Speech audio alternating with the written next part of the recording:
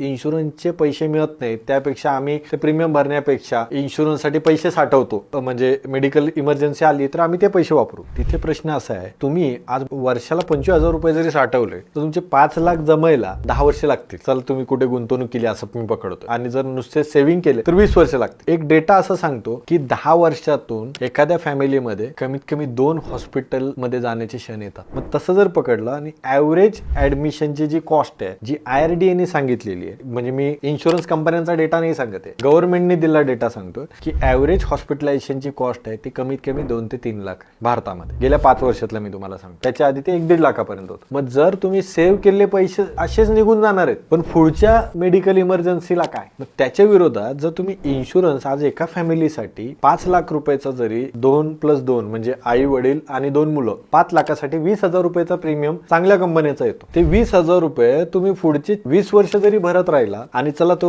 महागाईनुसार premium जरी वाढला तरी तुमचे सगळे मिळून 5 लाख रुपये जातात. पण दरवर्षी 5 लाख रुपये प्रत्येकी देण्याची आज ऑप्शन आले, म्हणजे 20 लाख रुपयाचा कव्हर तुम्ही एका वर्षी पण घेऊ शकता, असे पण ऑप्शन आले.